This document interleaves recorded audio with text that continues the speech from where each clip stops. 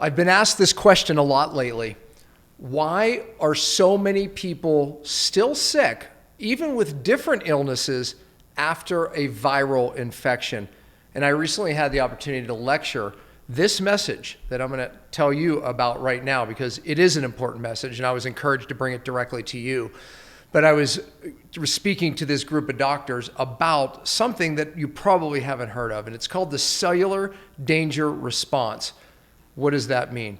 That means that after a stress, particularly an infection stress or a toxic stress, that the cells in our body can be left in just to keep it simple for you, in a situation where they're trying to save your life. The problem is the stress may be gone, but your cells are malfunctioning. The bottom line to you is we don't feel well, right? This has been called long haulers. Maybe you've heard it referenced that.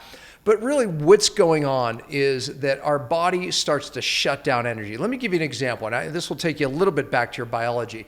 But we've heard and been taught that the mitochondria is the powerhouse of the cell. It's where we produce energy, right? Can't do anything, can't live, can't function, can't have clear brain thoughts, energy, nothing without good ATP and good mitochondria. And today, there's many, many diseases, more and more, linked to bad mitochondria. So when I'm asked, what is it? What's different? Well, you'll understand it a little bit better here in a moment. And by the way, I'll say this now. I don't have time to unhaul all of this about long haulers in this particular, I just want you to get the idea. But below is a training where I unpack all of it. So check it out.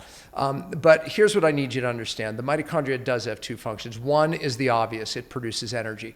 But it also has a surveillance system of the cell, meaning that when the cell is under a particular stress, especially an infection, or a toxin. What it does, its second job is to evaluate the situation, and it can turn down energy.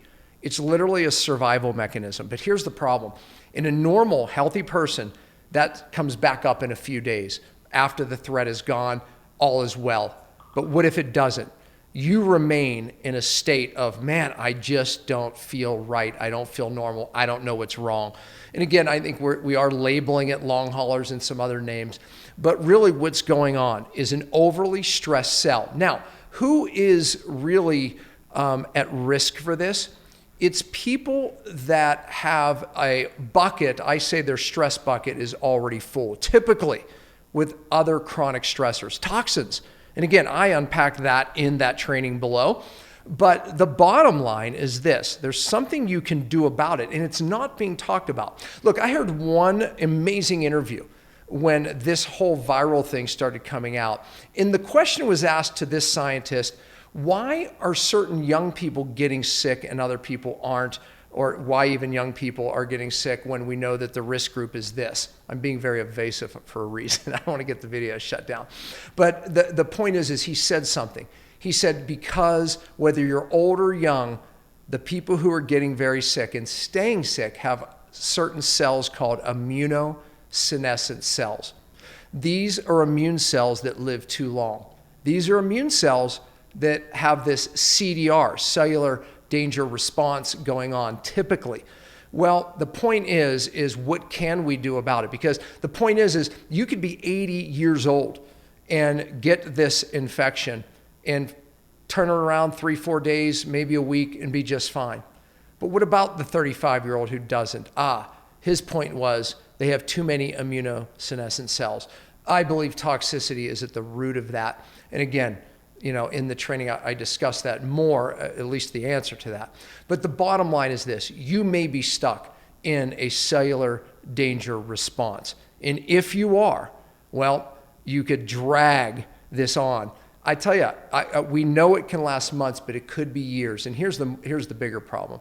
What we're learning now is this can trigger other illnesses like autoimmune. Of course, we could, make arguments for other neurodegenerative conditions, et cetera. But the bottom line is the answer is more simple than you think. Check it out.